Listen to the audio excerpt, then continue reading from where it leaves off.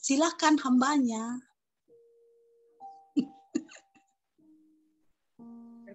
Nggak kudengar. Tuh enggak didengar.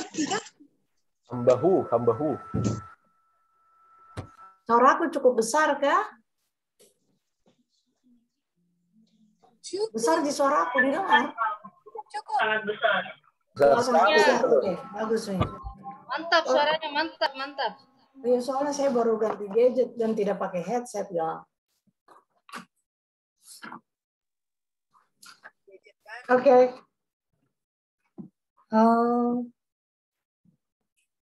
Hari ini saya akan akan bagi apa yang saya bagi hari Kamis yang lalu. Kita akan baca di Ibrani 10 ayat 19.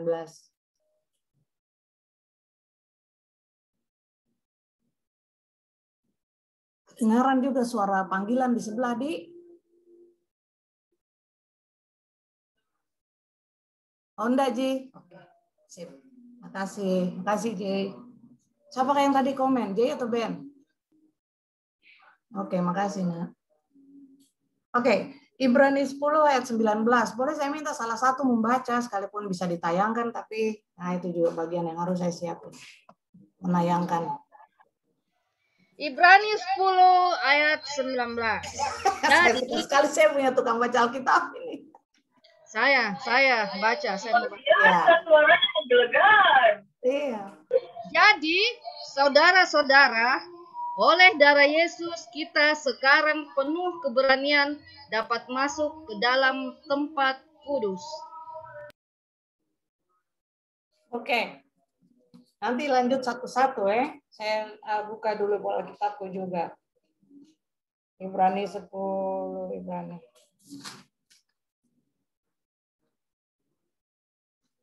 Oke. Ibrani 10 mulai ayat 19 ini bicara dengan, maksudnya dikasih topik sebagai ketekunan. Tapi dari ayat 19 ini kita akan lihat beberapa informasi yang mau saya bagi. Dan sebenarnya sampai ayatnya yang ke-39, informasi itu seperti kalau maunya ada poin A, B, C, maka di ayat 20 sampai 39 kemudian poin-poin itu jadi itu kemudian dijelaskan satu-satu, dijabarkan begitu. Jadi itu juga yang membuat saya mengerti ada di dalam kelas menulis itu ada yang namanya Reza Salawani. Dia bilang bahwa model penulisan Paulus itu karena dia begitu, dia selalu mulai dengan poin-poin besar, lalu kemudian waktu dia jelaskan, itu dia bisa dalam penjelasan itu dia bisa kemana-mana lagi. Jadi kalau tidak betul mengikuti runut pemikiran cara Paulus menulis, menarasikan pikirannya, kita akan melihat itu sebagai penggalan-penggalan terpisah. Jadi untuk yang ini kita akan lihat bagaimana darah Kristus itu menjadi sebuah maksudnya begini, antara kita dengan Tuhan itu ada dua realita yang berbeda. Kita hidup sebagai manusia rohani di dunia yang ini, dunia yang nyata, bumi. Tapi realita rohani kita sebagai manusia itu juga hidup di alam ilahi begitu, punya akses kepada realitas ilahi. Kita bisa lihat di di pasal 9. Nah, lalu kemudian di pasal 8 juga menceritakan demikian. Tapi di 10 ayat 19 ini saya ingin bagi beberapa informasi yang bisa merangkum beberapa hal yang sudah ada di depan dan kemudian dijelaskan di belakang. Di sini dibilang tadi, saudara-saudara, oleh darah Yesus kita sekarang penuh keberanian dapat masuk ke dalam tempat kudus.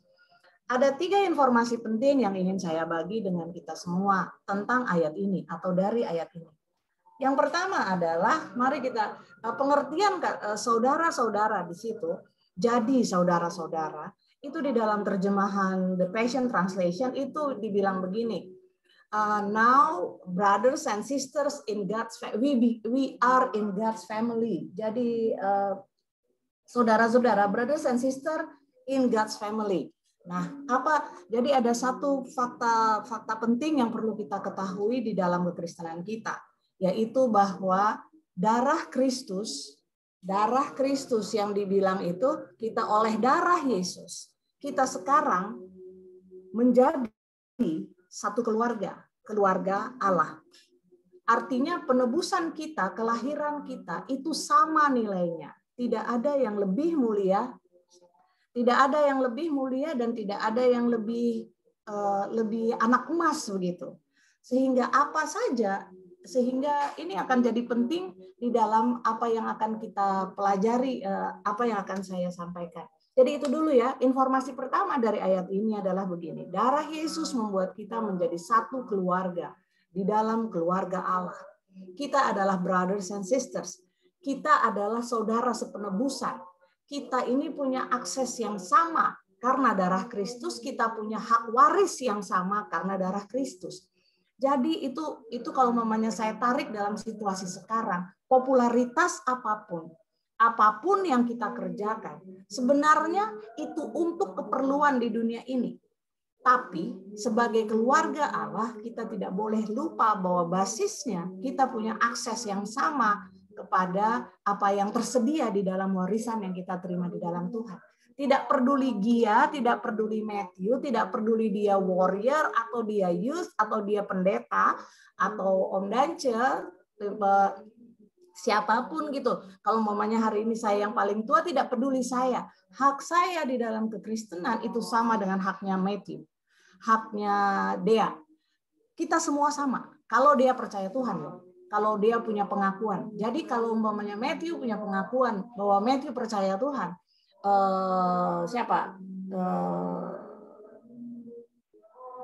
siapa lagi yang kecil-kecil yang mengaku, yang sudah mengaku bahwa Yesus engkau Tuhan, yang menerima pengertian tentang kekristenan, bukan hanya sekedar menjadi ikut gitu, karena kita bisa saja tumbuh di dalam keluarga Kristen, kita tahu sekali, tapi kita tidak punya pengakuan terhadap kekristenan, kita tidak punya pengakuan terhadap Kristus.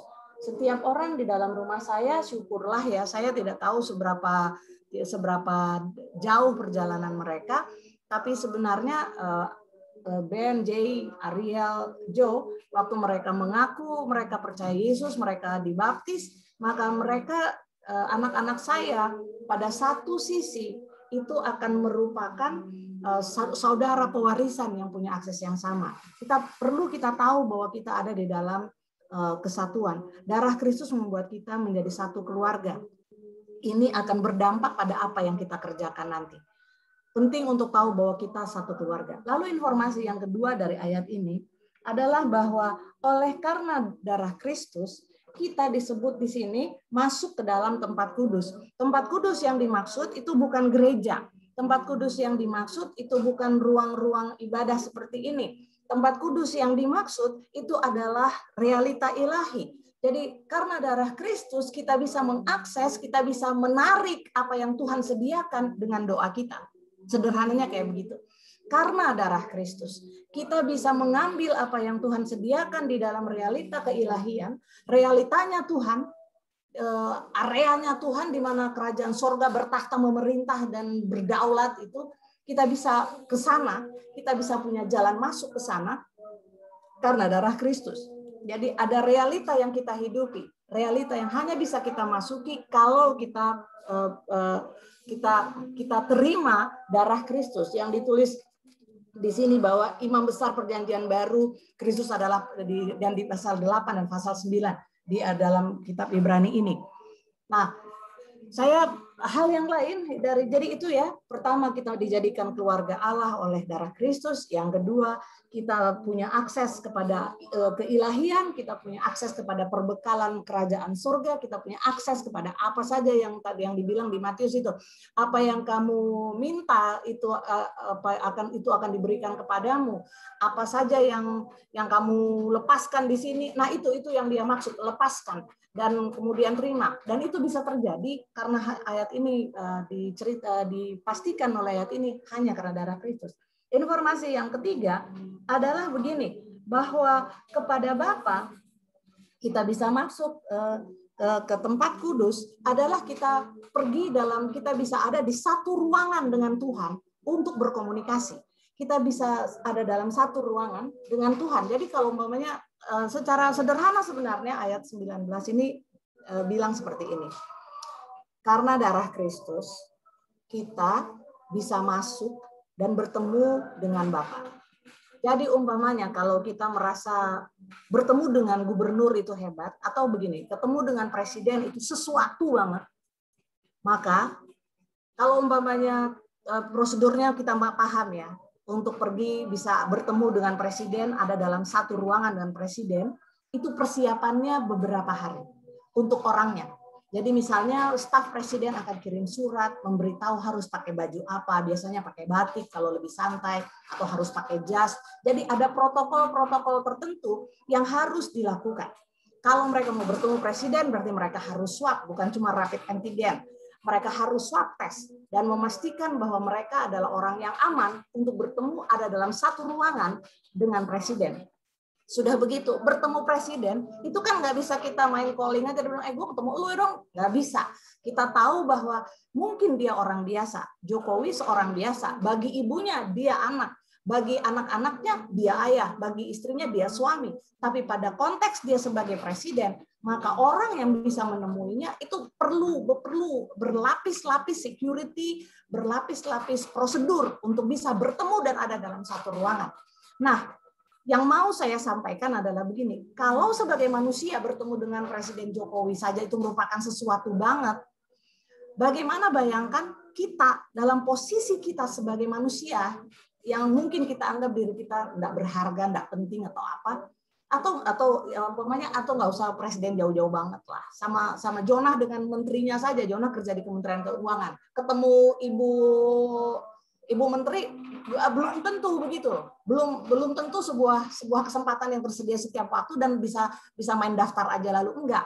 Untuk bertemu Ibu Menteri, apalagi kalau yang terjadi adalah bisa datang secara, maksudnya dipanggil secara pribadi begitu bertemu. Nah, yang terjadi dengan orang percaya itu adalah ini. Ayat ini memberitahu bahwa kita punya akses. Karena darah Kristus kita bisa bertemu satu ruangan dengan God Almighty, Bapa. Saya nggak tahu seberapa penting fakta ini buat teman-teman, buat saudara semua.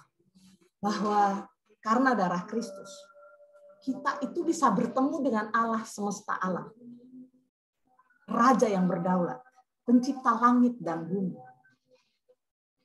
Kita bisa ada dalam satu dimensi, satu ruangan untuk ngobrol.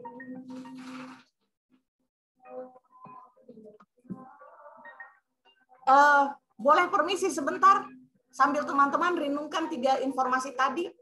Keluarga Allah, akses kepada Bapa, dan kemudian kepada realita ilahi. Ada yang harus saya jawab.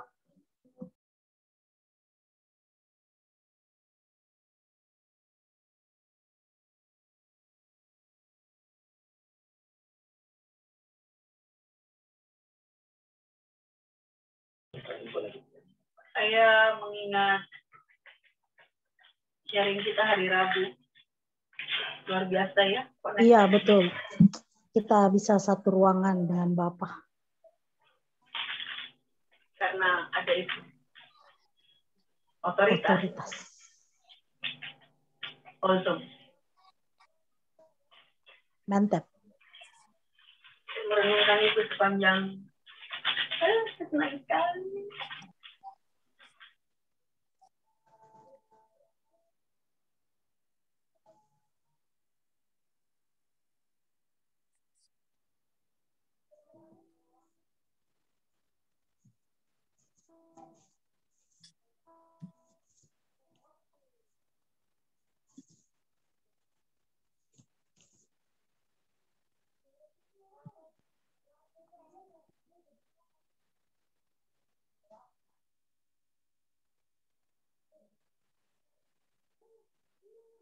Oke, maafkan saya.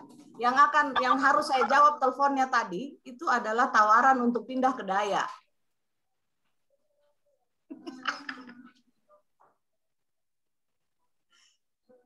Kalau jadi dibeli rukonya, saya dikasih izin tinggal di atas, tapi kan belum di atas di lantai 2. Di ruko pindah ke Dayak. Jadi rukonya Begitulah. Oke, itu nanti kita bicarakan itu ya. Tapi saya minta maaf karena tidak mungkin saya bilang nanti saya lagi khotbah, tidak enak.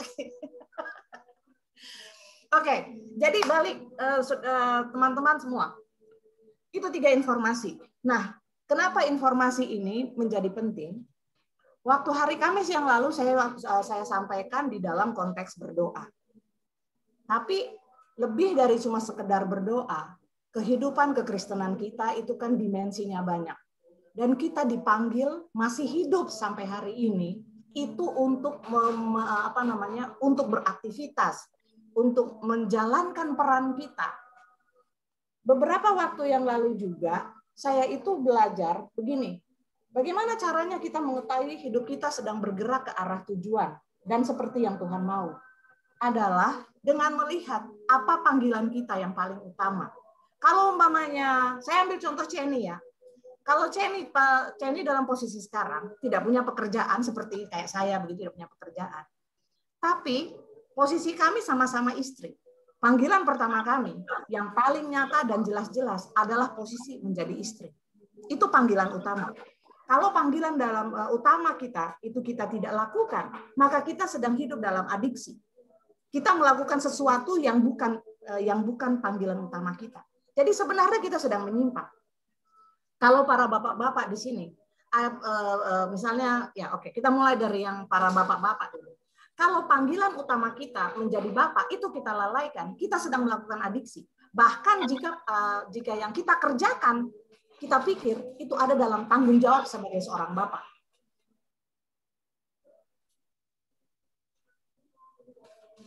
Kalau kita dipanggil dan punya anak, maka tanggung jawab pertama kita itu adalah menjadi ibu. Bahkan jika kita untuk melengkapi pekerjaan ibu itu, kita punya pekerjaan yang lain.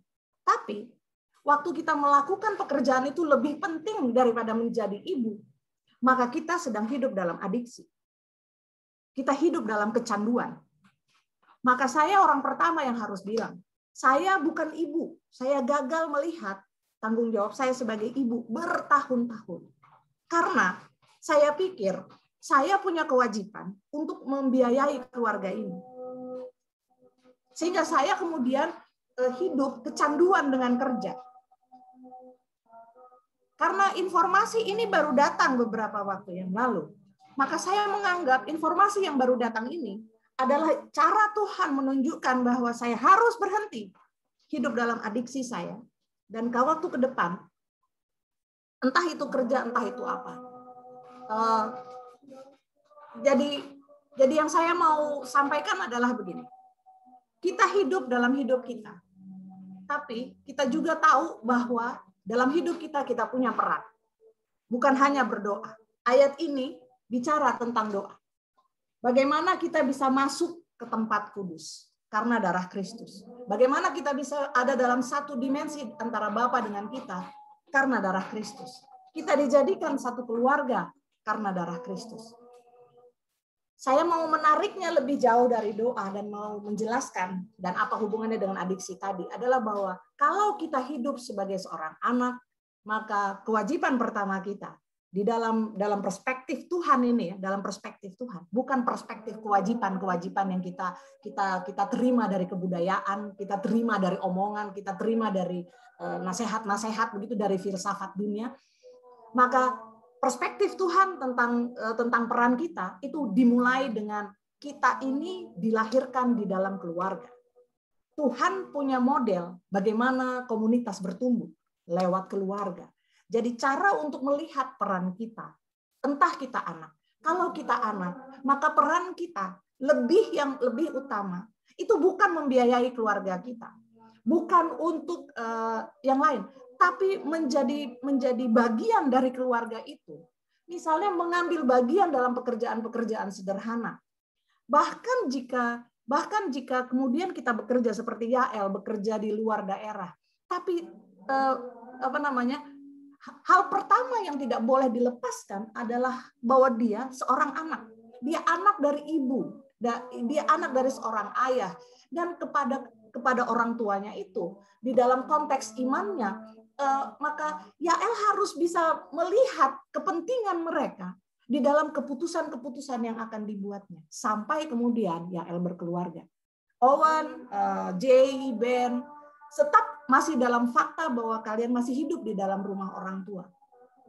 Sebagai anak muda, sebagai anak-anak, siapa? Aldo, Matthew, Gia, posisi pertama dari kita semua itu adalah melihat bahwa kita anak.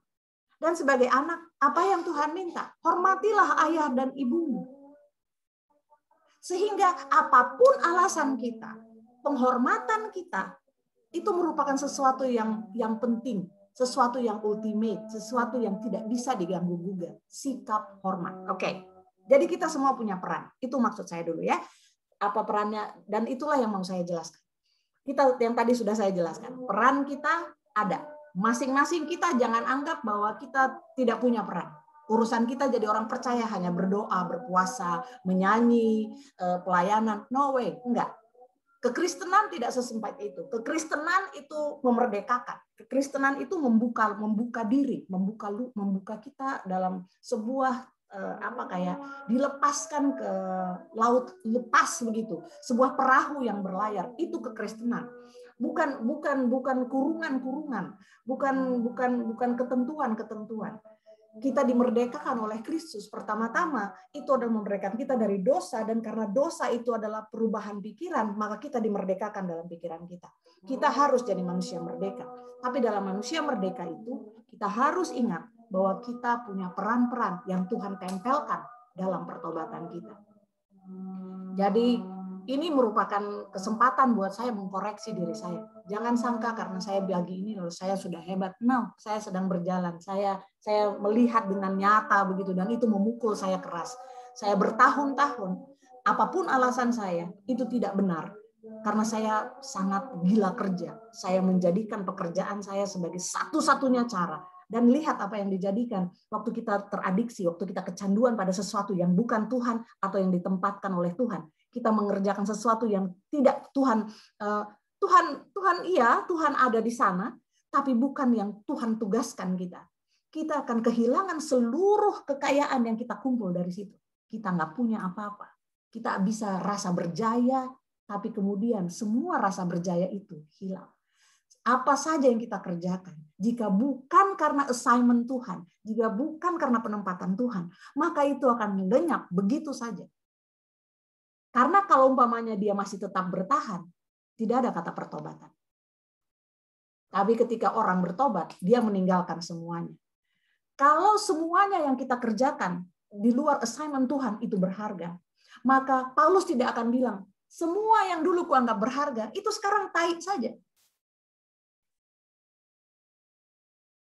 Jadi ada hal yang jelas tentang peran kita. Bagaimana peran kita itu adalah diberi, maksudnya lewat ayat ini sebenarnya diberitahu bahwa kita perlu menempatkan peran kita di hadapan 3 informasi tadi. Bahwa siapapun kita, anak, istri, ibu, saudara, kalau bapak-bapak, kepala keluarga, kalau peran kita perlu tempatkan itu di hadapan 3 informasi tadi. Maka kita membutuhkan darah Kristus. Darah Kristus membuat kita pertama menjadi satu keluarga. Jadi melampaui hubungan darah sebenarnya. Tantangan ini menjadi besar. Kenapa hubungan orang tua dan anak bisa pecah? Hubungan suami dan istri bisa retak. Ada hal-hal yang tidak bisa terjembatani. Tapi kalau kita tahu bahwa kita dijadikan satu keluarga oleh darah Kristus, maka dia menjadi perantara bagi apa saja yang terjadi dalam konteks kita menjadi komunitas. Sebab kita punya komunitas yang lebih besar, kita punya keluarga yang lebih utama, yaitu dijadikan keluarga Allah karena darah Kristus. Saya ulang lagi, yang kedua, informasi kedua dari Ibrani 10 ayat 19 ini adalah bahwa kita bisa ada dalam satu dimensi dengan Bapa. Lalu yang ketiga, karena kita ada dalam satu dimensi dengan Bapa, kita masuk dalam realita-realita ilahi. Apa yang mau saya sampaikan? Jangan menjadi terbiasa dengan kekristenan. jangan pernah terbiasa menjadi orang Kristen. Sehingga, misalnya nih, sehingga kita merasa bahwa ini hal yang biasa saja. Tidak. Dalam seluruh kehidupan kita, selalu ingat bahwa apapun yang kita butuhkan, apapun yang kita mau akses dari Tuhan, itu harus dimulai dengan fakta darah Kristus. Nanti coba kita baca ini, ayat 20. Saya saja yang baca. Karena dia telah membuka jalan baru dan yang hidup bagi kita melalui tabir, yaitu dirinya sendiri. Dan kita mempunyai seorang imam besar sebagai kepala rumah Allah. Nah, kita perlu berhati-hati dengan terbiasa atau terlalu lama menjadi orang Kristen. Karena kalau kita terlalu lama menjadi orang Kristen, tapi kita tidak menyertai kekristenan kita dengan pentingnya mengakui setiap kali arti kekristenan kita, melihat penebusan darah Kristus, kita akan menganggap doa itu sesuatu yang biasa, sesuatu yang lumrah. Jadi kalau untuk doa kan ada doa personal maupun ada doa syafaat. Kita akan menganggap seperti doa makan itu, Tuhan terima kasih, udah gitu aja. Kita punya kebiasaan yang salah. Tapi jangan sampai kita terjebak di dalam kebiasaan salah itu. Lalu karena kebiasaan salah itu melekat dengan kita. Misalnya kita biasa bangun subuh. Oke, kita biasa bangun subuh nih. Doa pagi, renungan pagi. Lalu kemudian kita menganggap bahwa itu adalah sesuatu yang mutlak diajarkan. Kalau kita mulai melihat apa yang kita kerjakan sebagai biasa, itu kemudian kita paksakan jadi ketentuan buat orang lain. Maka kita perlu berhati-hati. Jangan sampai yang kita kerjakan itu sudah melupakan arti darah Kristus. Bahwa setiap kali dalam apapun yang kita kerjakan, kita hanya bisa mengakses ketersediaan surgawi itu karena darah Kristus. Engau mulai memasak atau mulai buka warung, mulai dari buka kunci gembok di depan. Mungkin itu cuman buka saja gitu. Mungkin ada situasi di mana buka setiap pagi waktu buka dalam nama Yesus. Tapi karena begitu seringnya melakukannya, sampai pada suatu saat itu menjadi sebuah rutinitas. Dia punya greget gitu tentang berkata tentang dalam nama Yesus terhadap usaha ini waktu kita membuka gerbang, waktu kita membuka toko, atau waktu misalnya nih ada Bung, waktu kita mau tampil gitu, kita lupa bahwa kita sedang ada dalam sebuah peran dan penugasan. Jadi hati-hati. Saya cuma mau memberitahu itu karena menjadi biasa dengan kekristenan itu adalah jebakan buat kita semua. Terima kasih sekali untuk lihat anak-anak warrior bisa share apa yang mereka bilang. Kita menikmatinya sebagai sesuatu yang baru. Tapi selalu hati-hati bahwa hal yang terus-menerus dikerjakan itu kemudian kehilangan gregetnya. Misalnya nih, asik banget nih bikin TikTok. TikToknya rohani, kontennya rohani. Tapi kemudian konten rohani itu kehilangan greget karena dia dilakukan demi TikTok itu sendiri. Demi viewer. Kita perlu hati-hati. Lalu hati-hati yang kedua, atau beginilah kayak saya lah. Saya begitu lama jadi fasilitator, daripada menyerang orang lain ya, atau disangka menyerang orang lain dan pekerjaan mereka. Saya bertahun-tahun menjadi fasilitator. Sampai saya melakukan itu. Waktu menjadi fasilitator pertama kali, dan kemudian di ruang yang nasional begitu ya, akan ketemu sama deputi menteri atau wamen atau apa di event-event yang besar. Saya merasa memang perlu Tuhan gitu, karena ini sesuatu yang istimewa. Apa yang membuat sesuatu yang istimewa? Karena saya akan bertemu orang besar. Tapi bertemu Tuhan sendiri, saya nggak menganggap itu istimewa. Saya melakukannya. Saya melakukan pekerjaan saya. Saking biasanya, saking terlatihnya, saking skillfulnya saya. Saya kemudian melakukan itu, well, this is my job, easy. Kekristenan kita bisa menjadi seperti itu. Dan telah menjadi seperti itu. Sebab kekristenan kita itu mengambil seluruh bagian dalam hidup kita. Hal kedua yang perlu kita waspadai adalah begini. Jangan sampai kita menganggap hidup kekristenan kita yang saleh ini. Karena kita tidak melakukan hal-hal yang jahat, tidak ada dosa imoralitas dalam hidup kita. Kita menyangka bahwa ada bagian dalam hidup kita yang cukup saleh untuk bisa mengakses realita ilahi. Kita nggak mencuri. Kita hormat sama orang tua. Kita bikin renungan. Sehingga kita cukup saleh. Kita nggak punya selingkuhan. Kita nggak berkhianat. Kita hidup benar. Sehingga kita rasa ada bagian dari hidup kita yang tidak perlu ditebus oleh Kristus. Sehingga kita rasa ada bagian dari hidup kita begitu salehnya sampai nggak membutuhkan darah Kristus ketika kita mau mengakses realita ilahi. Tidak ada satupun.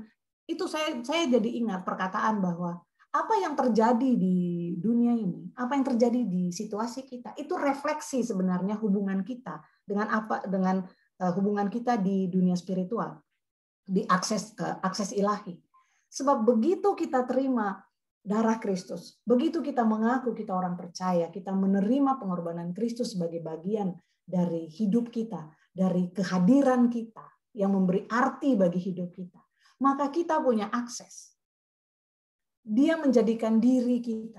Tapi seringkali kita menyangka kita cukup saleh sampai kita memasuki area itu dengan mengandalkan diri kita sendiri, dengan mengandalkan kesalehan kita. Kalau umpamanya dalam hal doa, kita memasuki area realitas keilahian itu, berdoa, saya misalnya bersyafaat untuk anak-anak saya menganggap diri saya cukup saleh, saya punya modal kesalehan dari diri saya. Saya memasuki permintaan, ruang diskusi saya dengan Bapa, ruang negosiasi saya dengan Bapa, di luar darah Kristus, karena saya peduli. Seringkali kita memasuki area-area ilahi yang yang kita tahu hanya Tuhan yang bisa lakukan. Itu dengan kepedulian kita. Kita peduli sama hidup orang, kita mau tolong hidup orang. Jadi kita masuki sesuatu yang ini orang tuh kalau saya nggak tolong rusak nih, jadi saya harus di situ. Berapa kali kita berupaya menjadi pahlawan dalam hidup ini untuk hidup orang lain yang kita rasa perlu didamaikan dengan Tuhan. Tapi apa yang terjadi? Benar-benarkah kita keluar dari sana membawa orang ini? Tidak, biasanya kita yang masuk di sana dan terjerembab di sana, terkunci di sana, terpenjara di sana. Kita nggak bisa keluar. Niat kita apa? Niat kita saleh bukan? Mau menolong. Jadi perlu hati-hati dengan menyangka bahwa diri kita ini cukup saleh. Jangan datangi Tuhan dengan kesalehan. Jangan datangi Tuhan dengan kepedulian. Peduli pada bangsa ini, peduli pada orang lain. Jangan datangi semua itu. Jangan datangi Tuhan dengan semua itu. Tapi melupakan bahwa semua yang kita bawa, keluh kesah kita, kepedulian kita, itu lewat tabir Kristus. Dan seperti screen gitu loh. Dia screening, dia menyaring. Tabir itu membuat keluhan kita tinggal di belakang dalam situasi dunia kita. Dimensi rohani, manusia rohani kita, itu yang menerobos masuk ke dalam tabir Kristus, lewat tabir Kristus, dan bertemu dengan Bapa Allah semesta alam di ruang yang di situ. Saya nggak tahu bagaimana membayangkan. Jadi kalau ada teh yang dimasak dengan daun tehnya, kemudian dituang, maka yang keluar jatuh dalam gelas itu tidak daun tehnya lagi kalau ada saringan. Kalau umpamanya Kristus, darah Kristus yang dibilang di Alkitab ini tabir, itu menjadi saringan dari semua keluh kesah kita. Maka keluh kesah kita itu pada satu titik akan berhenti di dunia ini, berhenti pada saat mata kita melihat hanya di situ. Tapi manusia rohani kita itu turun.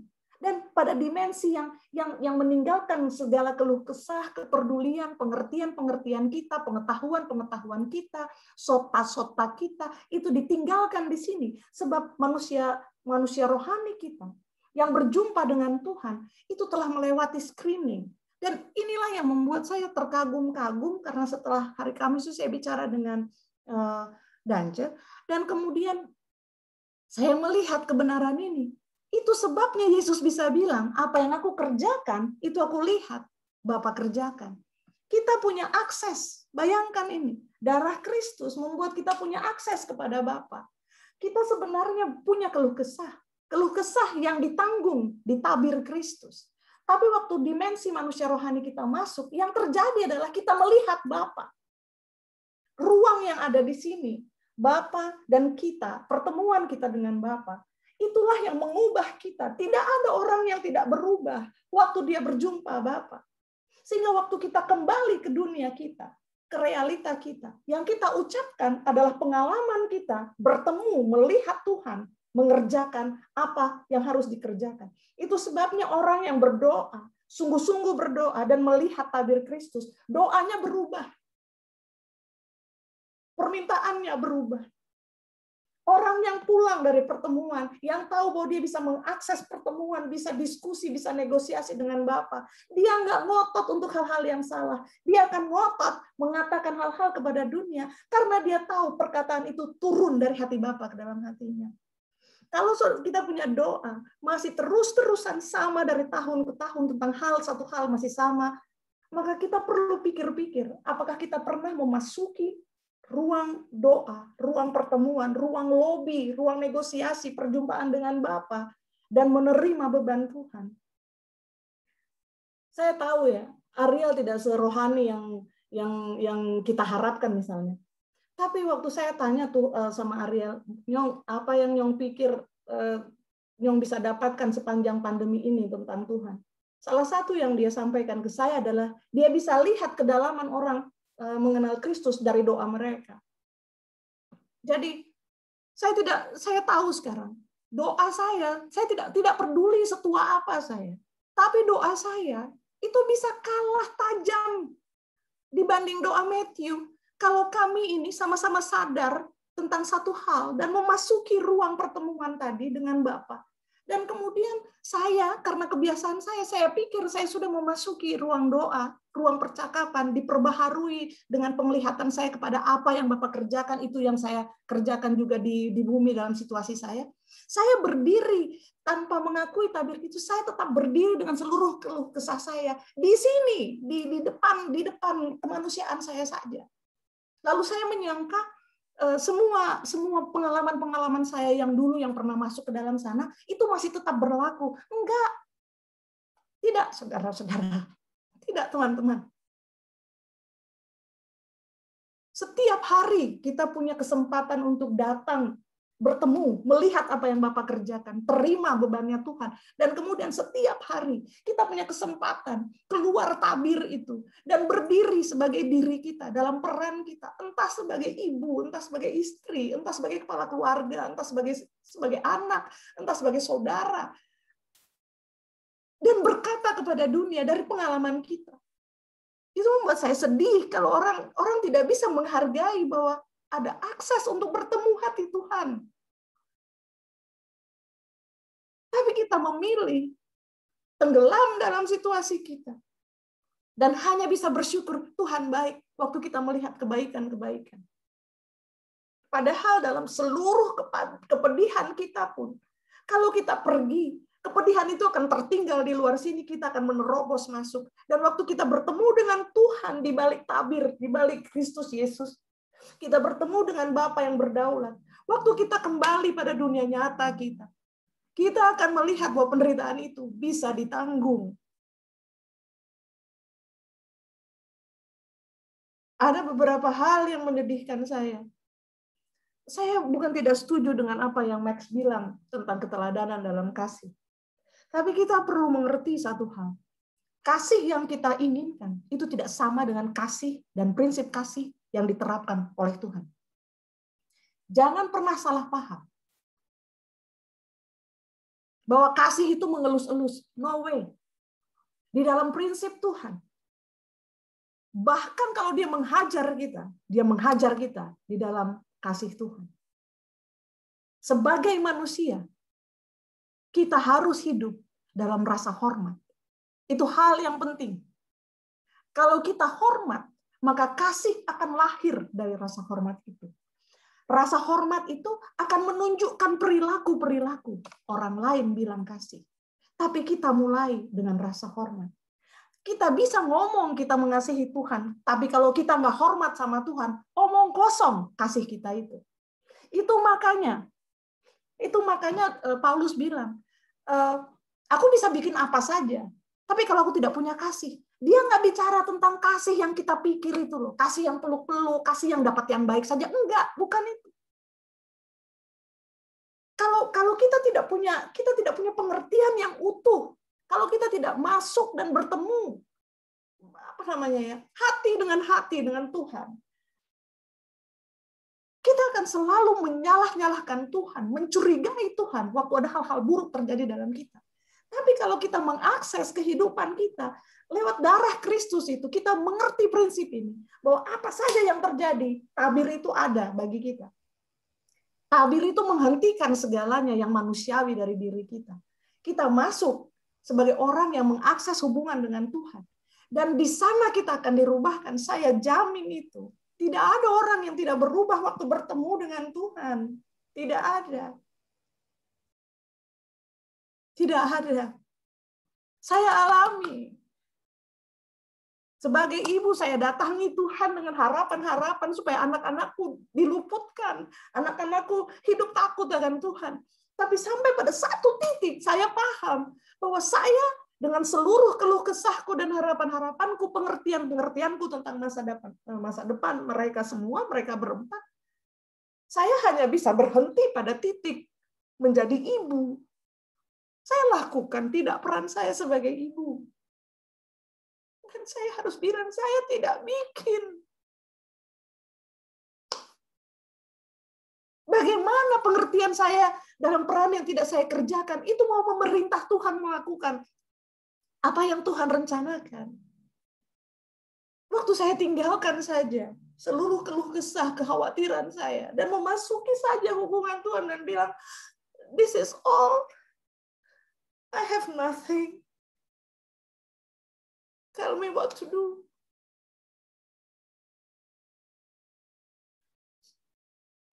Sebaik apa, semulia apapun cita-cita saya, itu tidak akan lebih baik dari cita-cita Tuhan untuk anak-anak saya. Jadi kalau masuk ke sana, saya kembali dan kemudian mendengar kabar-kabar dalam kehidupan anak-anak saya, kabar baik, kabar buruk. Saya bisa bilang ini sebagai kesaksian saja. Saya berubah. Saya tidak sepanik dulu. Saya tidak sekecewa dulu. Saya tidak sefrustasi dulu. Tapi saya punya harapan. Dan harapan saya diletakkan bukan karena saya punya kuasa untuk mengatur hidup anak-anak saya. Harapan saya untuk hidup anak-anak saya letakkan di Tuhan. Karena saya akui saya nggak punya hak. Saya nggak bisa kendalikan apapun dalam hidup mereka. Tapi harapan saya pindahkan ke Tuhan. Dan waktu saya taruh itu, waktu saya masuki ruang doa untuk anak-anak saya, dan itu ada di hadapan tabir Kristus, saya pulang dari sana. Itu hanya dengan mengharap yang terbaik dan bilang sebesar harapan ini, demikian harapan saya ke Tuhan. Jadi waktu kabar buruk datang, kabar baik datang, saya nggak tahu anak-anak saya akan meneguhkan apa yang saya bilang atau tidak, tapi saya rasa saya jauh lebih sabar. Saya jauh lebih diam. Saya masih berusaha barangkali di satu sisi dalam 1-2 hal mengendalikan mereka. Dan itu juga Max yang saya mau bilang ke anak-anak yang lain ya. Matthew, Gia, semua yang lain. Nadine, Faith. Jangan pernah percaya sama kasih yang di sinetron-sinetron itu. Enggak. Jangan. Kadang-kadang kasih itu ada dalam bentuk larangan. Dalam bentuk teguran keras, kemarahan.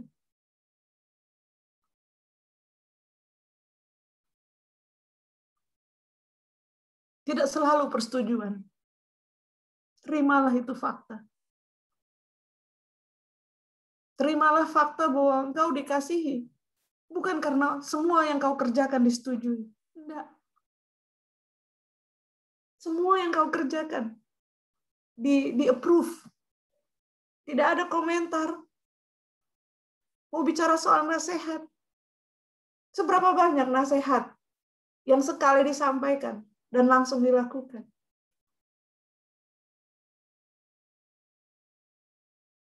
Pernah berpikir tentang ada upaya untuk memberi nasihat? Saya nggak bilang semua orang tua benar. Ada orang tua kayak saya, Max. Yang lain, anak-anak yang lain. Yang susah. Yang susah menceritakan niat baik dalam hatinya. Karena terbiasa hidup dalam kemarahan. Terbiasa hidup dengan marah begitu. Susah menjelaskan niat baik. Sebenarnya mau bilang, kok baik-baik saja kah? Waktu malam-malam belum pulang Owen misalnya ya. Tapi yang muncul dari perkataan, dari mana kok? Sebenarnya dalam hati itu cuma khawatir. Tidak ada orang tua yang merencanakan kejahatan buat anak-anaknya. Enggak ada. Tapi tidak banyak orang tua punya cara Tuhan untuk mengkomunikasikan niat baik dalam hatinya. Minta kalian mengerti. Mungkin tidak. Itu makanya saya nggak setuju sama pengajaran yang tentang pencari-pencari itu, orang-orang yang kemudian diajar tentang bapak-bapak dan kemudian banyak yang panggil seperti yang lakukan kepada Dance. Fine ya, it's your choice gitu. Untuk mengakui seorang papi atau apa. Tapi akhirnya ada satu bapak. Tapi dalam hal rohani, tidak banyak orang tua kandung, yang padanya Tuhan taruh peran untuk memuridkan, itu berhasil mengkomunikasikan dengan baik dan secara dalam hati Bapa, hati Tuhan, apa yang dia inginkan.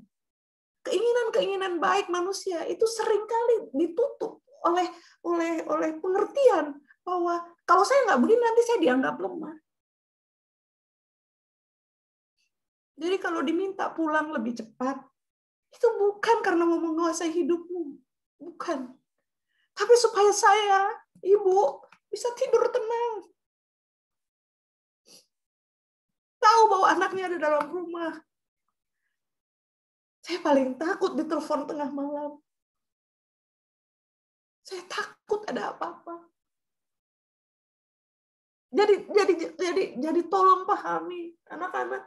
Kalau kalian dimarahi, itu bukan karena kalian tidak dimengerti. Ada pengertian. Tapi kami nggak tahu bilang bagaimana. Karena kekhawatiran kami lebih besar. Pengalaman punya kekhawatiran ini. Waktu kita bawa dalam perjumpaan dengan Tuhan. Waktu kita temukan Bapa yang berdaulat itu. Kita keluar dalam realita kita. Perkataan kita akan berubah. Saya nggak tahu anak-anakku melihat perubahan atau tidak.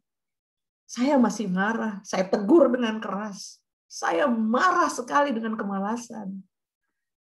Saya marah sekali, tidak bisa muncul rasa hormat. Saya barusan marah sama Ben dan Jay. Apakah saya tidak mengasihi mereka? Saya mengasihi mereka. Tapi ada hal-hal yang lain yang tidak bisa dibujuk-bujuk, elus-elus kepala. Memang harus Bahkan setelah begitu pun masih tidak mengerti.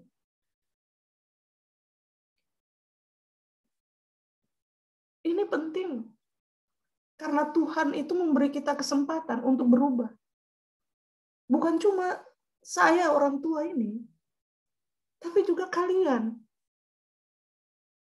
Untuk lihat bahwa penebusan Kristus itu hidup dalam hidup sehari-hari kita. Bukan hanya hari Minggu. Bukan hanya karena bikin renungan. Bukan. Kita dipanggil untuk hidup sebagai orang percaya. Tapi kita bisa jadi terbiasa. Kita anggap hidup percaya kita itu adalah hidup yang biasa saja. Enggak. Dea, Gia, Matthew, Aldo, Nadine, Max, kalian semua punya akses untuk minta kerajaan Allah melakukan sesuatu dalam hidupmu, dalam perbuatan-perbuatanmu, dalam apa-apa yang kau inginkan. Apalagi Owen, Jay, Ben, Rehan, Rafael, Keisha, Faith, yang persekutuannya tuh jelas bicara Tuhan. Kalian punya akses soal kuliah. Apa saja soal kuliah. Itu tersedia di dalam realita ilahi itu. Tapi masuk ke sana dengan darah Kristus. Dan lihat ini. Waktu kita masuk ke area Tuhan, kita berubah. Jadi siap-siaplah untuk perubahan. Bagaimana caranya kita melihat hidup? Saya tahu bahkan konselor-konselor dunia juga menyarankan bahwa jangan paksa anakmu menjadi seperti yang kau ingin kau jadi. Tapi karena tidak bisa kau bentuk anakmu untuk menjadi seperti itu. Enggak. Mau dibikin seperti itu pun, Tuhan akan kembali dalam kedaulatannya.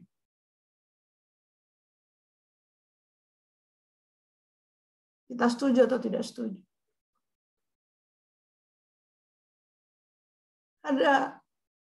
Ada orang-orang yang menyangka sudah berjalan ke arah yang dia inginkan, popularitas, apa saja.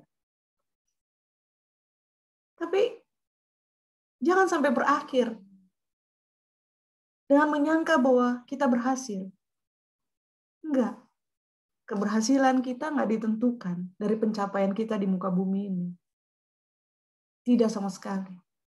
Keberhasilan kita adalah menjadi apa yang Tuhan mau kita jadi. Bahkan jika itu orang kedua, orang ketiga, orang di belakang layar, be it. Keberhasilan kita itu bukan pengetahuan yang kita pamer-pamer gitu. Skill yang kita pamer-pamer. Popularitas, no.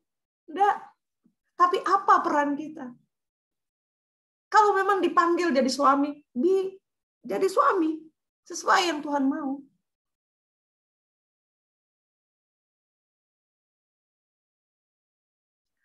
Kalau dipanggil jadi bapak, jadi bapak. Itu dulu, sebelum cari uang.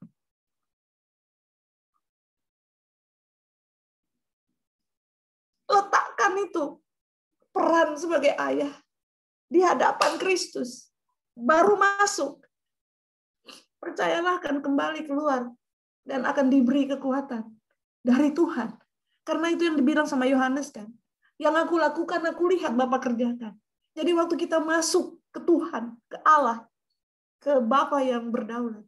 Waktu kita keluar, kita lihat peran kita dengan cara yang berbeda. Dan bukan Tuhan yang kita percaya bersama di dalam Kristus Yesus. Kalau dalam pilihan kita untuk menaruh peran kita di dalam Tuhan, Dia tinggalkan kita sendirian. Tanpa harapan, tanpa jalan keluar. Bukan itu. Bukan Dia.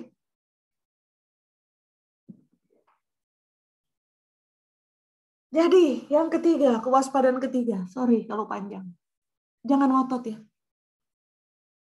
Dari yang sudah saya jelaskan, sebenarnya ini sudah bisa disembuhkan. Kalau kita tahu bahwa tabir kita adalah darah Kristus, nggak usah ngotot. Apalagi ngotot dengan pengetahuan kita. ngotot dengan pengertian kita, ngotot dengan kita pikir kita sudah cukup saleh. Enggak. Jangan. Semua yang kita pikir cukup saleh dalam hidup kita, sehingga kita jadikan alasan untuk berdiri di hadapan Tuhan, itu cuma kain kotor. Hanya darah Kristus. Hanya darah Kristus yang membuat apa yang kita miliki itu bisa layak. Bisa kita pakai. Kita nggak bawa semua yang kita punya waktu kita berhadapan dengan Tuhan sebenarnya. Jadi kalau umpamanya kita melayani, apapun pelayanan, apapun yang kita kerjakan itu pelayanan.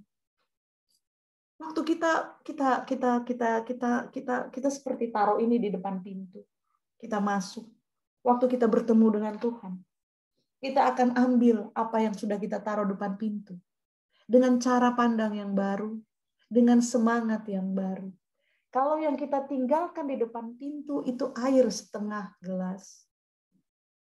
Dan kita melihatnya dengan cara masih kosong, kurang setengah.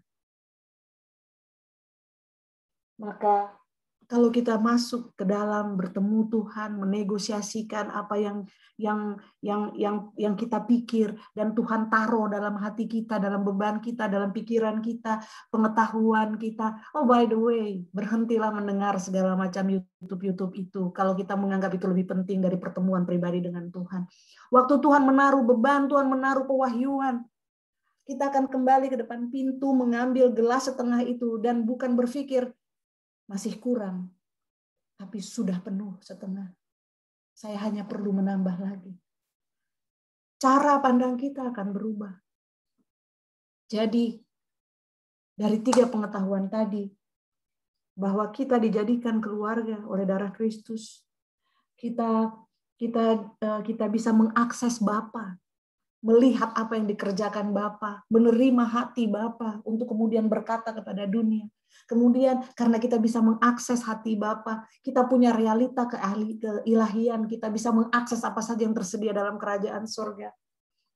Dengan 3 hal ini karena darah Kristus, kita akan perlu berhati-hati dengan kebiasaan kita menjadi orang Kristen. Telah terbiasa. Sampai nggak mau ada perubahan. Sampai sudah menganggap bahwa yang terbiasa itu hukum dan tubuh kita. Atau apa kalau dilakukan di luar kebiasaan itu adalah pengkhianatan kepada kerajaan surga. Enggak. Lalu kemudian karena kita terbiasa, kita pikir kita cukup saleh. Ada bagian hidup kita yang cukup saleh atau cukup pandai kita sembunyikan sehingga kelihatan saleh untuk bisa mengakses realita keilahian. Enggak. Lalu kemudian kita perlu waspada dengan pikiran bahwa kita tahu lebih banyak dari orang lain. Sehingga pengertian kita itu kita paksakan dalam hidup rohani orang lain. Enggak. Itu sebabnya karena kita punya akses seluruh hal-hal ini tidak terbiasa menjadi orang Kristen. Harus membawa kita tiap waktu, tiap saat, tiap kesempatan untuk mengaku Yesus kau Tuhan.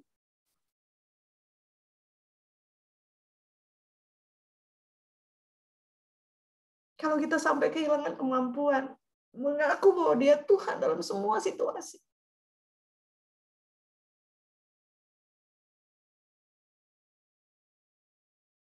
Saya berharap ini tidak membuat ada pekerjaan seperti pekerjaan Ariel, harus kerja di klub malam misalnya. Tapi apakah itu berarti ada halangan untuk mengaku Yesus Tuhan? Memulainya saja dengan Tuhan, menyadari bahwa ini bagian yang hanya bisa saya kerjakan sekarang. What should I do? Itu yang kita butuhkan. Bertanya dalam ruang pertemuan kita dengan Tuhan. Bukan karena ibadah, bukan karena liturgi, bukan karena konser, bukan karena tampil depan orang. Tapi di depan wajan waktu Eng memasak, di depan wajan waktu Rina bikin kue, di depan oven, di depan mixer. Tanya Tuhan, what should I do? Apakah resep ini? That's it. Kalau di luar kebiasaan ini, Rina selalu takut salah kalau tidak sesuai resep. Apakah kalau saya tidak hidup seperti ini akan mengkhianati kerajaan sorga?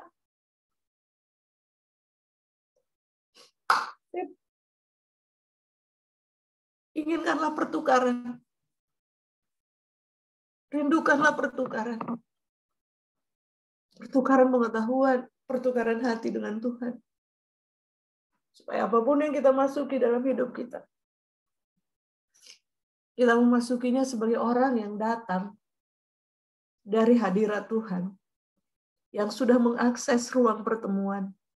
Sehingga waktu kita berhadapan dengan situasi kita, perkataan pertama yang keluar, apapun buruknya, adalah terima kasih Tuhan. Karena kita sudah selesai dengan Bapa di ruang pertemuan. Kita sudah selesai. Tapi kalau kita bukan orang-orang yang siap, maka setiap kali kabar buruk datang, setiap kali peristiwa buruk datang, yang kita lakukan adalah menjadi iritasi.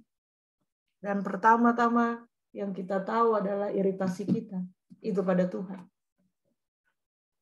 Seolah-olah dia tidak mampu menolong kita.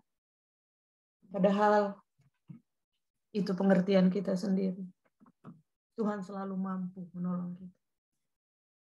Kita tidak pernah sendirian. Persoalannya adalah bahwa kita tidak pernah mencari Tuhan. Kita tidak pernah mengakses apa yang disediakan Tuhan. Maaf kalau aksesnya itu bukan kesalehan dan bukan pengetahuan kita. Bukan kebiasaan. Tapi karena kita memakai darah yang menebus kita. Tapi karena kita mengakui bahwa ada pendamaian di dalam darah Kristus. Dan itu saja alasannya kenapa kita bisa mengatakan, Tuhan, tolong saya. Kalau saudara semua, gandong semua nih, anak-anakku, kekasihku, kalau hari ini butuh pertolongan Tuhan, mari mulai dengan mengaku. Saya ada di sini karena Kristus menebus saya. Bukan karena kesalehan. Saya bicara ini bukan karena saya sudah benar. Enggak. Saya bicara ini karena saya lebih percaya darah penebusan Kristus. Dan apa yang Tuhan taruh dalam hati saya. Bukan hanya apa yang Tuhan taruh dalam hati saya. Apa yang Tuhan buat setelah saya bertemu dengan Tuhan dalam hidup saya.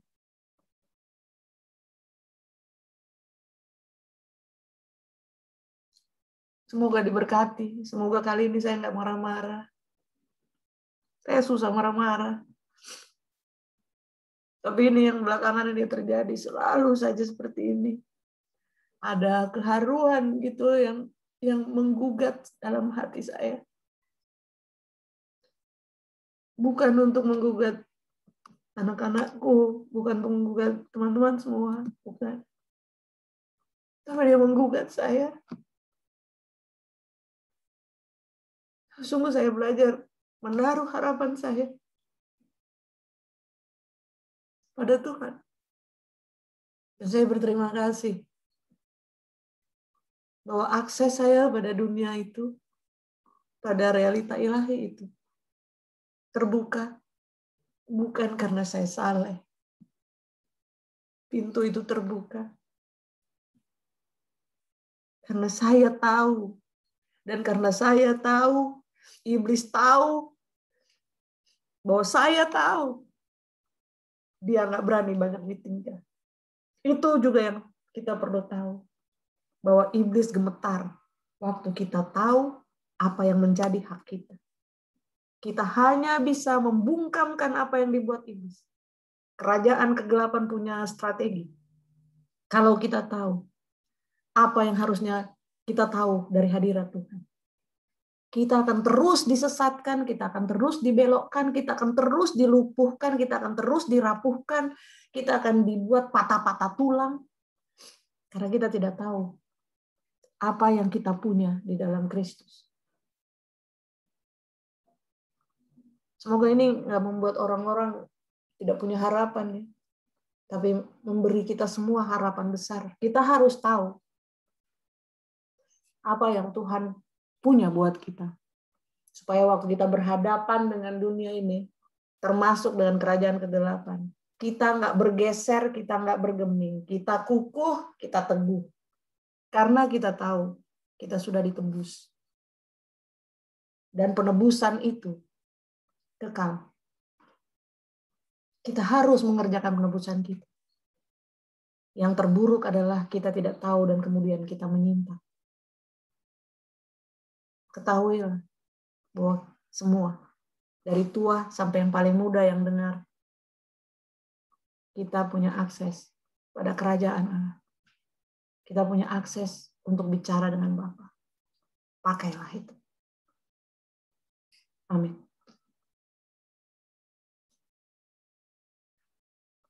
Maafkan saya kalau lama. Amin. Danke Tante Luna. Amin, danke banyak-banyak Tante Lun. Sama-sama, Nak.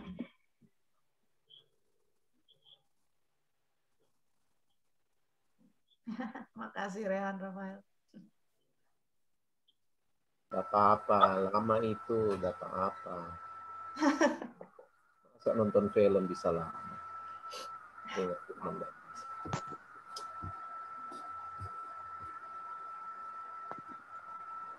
Makasih Jo.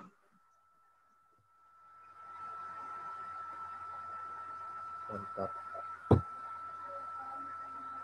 Sharp and beautiful as always.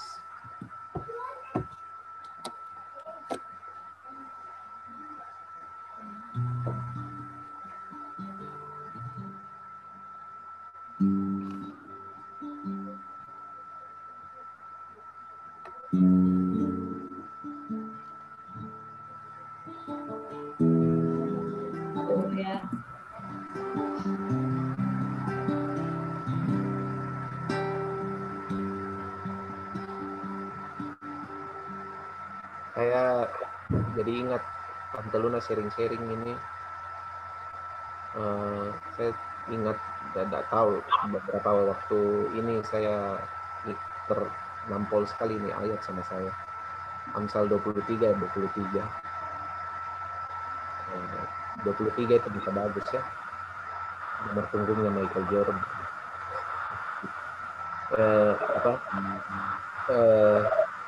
Belilah kebenaran. Gitu. Belilah kebenaran.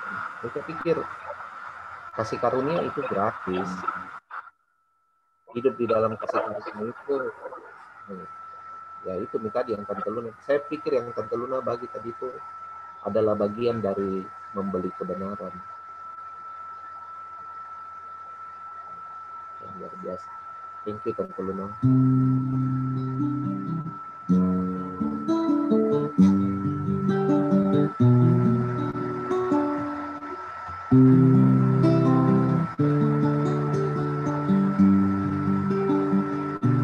Kau sungguh indah tiada taramu, sungguh menakjubkan,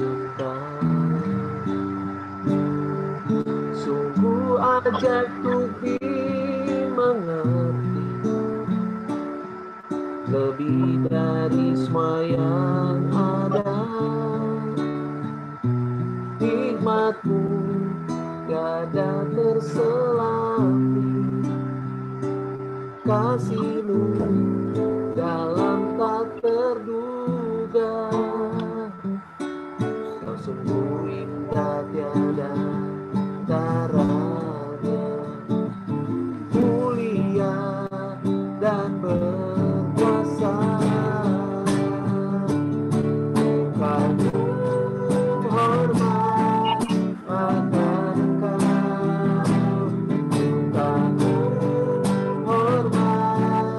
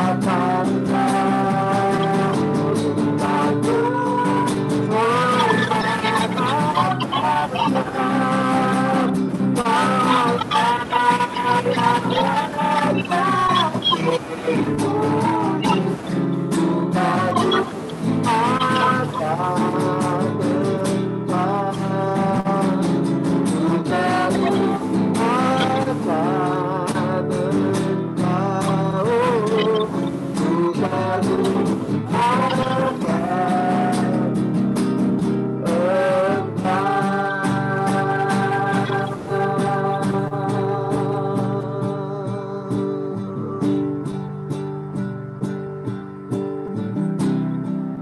my life you have been faithful. All my life you have been so good.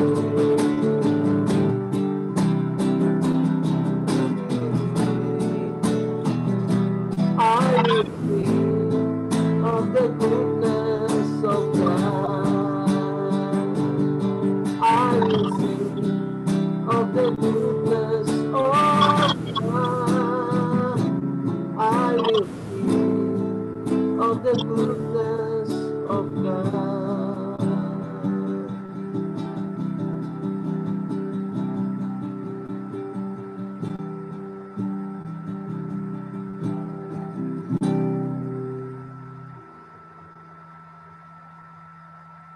Urapi dan berkati dan teluna Tuhan yang sudah melepaskan kebenaran firman bagi kami.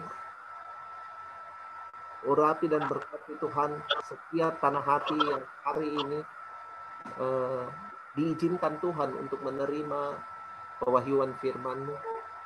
Dan akhirnya Tuhan, biar Engkau memberkati setiap kebenaran yang ditaburkan bagi kami, agar kebenaran tersebut menjadi gaya hidup kami. Kami selalu rajin menukarkan itu untuk makanan yang tidak dapat binasa. Kami yakin bahwa firman-Mu yang kami terima itu adalah makanan yang tidak dapat binasa ya Tuhan. Dan kami mau bekerja untuk tujuan itu, untuk hal itu ya Tuhan. Jadi kami akan berhenti untuk hanya sampai pada dimensi-dimensi yang kelihatan, untuk kemudian menjadi lebih suka menghakimi, saling menyalahkan satu dengan yang lain. Kami hanya akan melihat apa yang Tuhan tetapkan dalam kehidupan kami, apa yang darah Kristus sudah tetapkan bagi kami ya Tuhan Yesus. Dan kami hanya memandang itu, dan kami berhenti untuk memikirkan hal-hal yang tidak diberikan oleh darah Kristus bagi kami. Sebab kalau kami tidak menyadari apa yang diberikan oleh darah Kristus bagi kami akan hidup dengan standar-standar murah, saling menyalahkan, saling menghakimi, saling menuduh, atau kemudian tenggelam dalam kesalahan satu dengan yang lain. Kami akan terus seperti itu. Tapi tidak Tuhan. Kami berhenti dengan hal itu, kami selesai dengan hal itu, sebab yang akan kami pandang adalah apa yang ditetapkan darah Kristus bagi kami ya Tuhan Yesus. Terima kasih. Sungguh hamba bersuka cita untuk apa yang ditetapkan darah Kristus bagi hamba. Hamba bersuka cita untuk apa yang telah ditetapkan darah Kristus bagi kehidupanku. Kami bersuka cita untuk apa yang ditetapkan darah Kristus bagi kami sebagai jemaat Tuhan. Terima kasih Bapa dalam sorga. Biarlah berkat daripada Allah Bapa, Allah Anak, dan Allah Roh Kudus turun ke atas kami, memenuhi kehidupan kami, sehingga sejauh mata kami memandang, yang kami nampak hanyalah hadirat Tuhan, kemuliaan Tuhan, realita Tuhan yang tidak dapat disangkali. Pada akhirnya tidak dapat disangkali bukan hanya pada diri kami sendiri, tetapi orang-orang di sekitar kami pun tidak dapat menyangkali hal tersebut, karena hal tersebut begitu nyata, sehingga mereka menyebut kami sebagai orang-orang yang diberkati. Bukan karena apa hal-hal secara kelihatan yang kami punya, tetapi yang tidak kelihatan yang kami punya itu tidak tersangkali sama sekali, sehingga mereka menyebut kami orang yang diberkati Tuhan. Dalam nama Tuhan Yesus kami sudah berdoa. Haleluya. Amin. Tuhan Yesus memberkati. Thank you. Amin.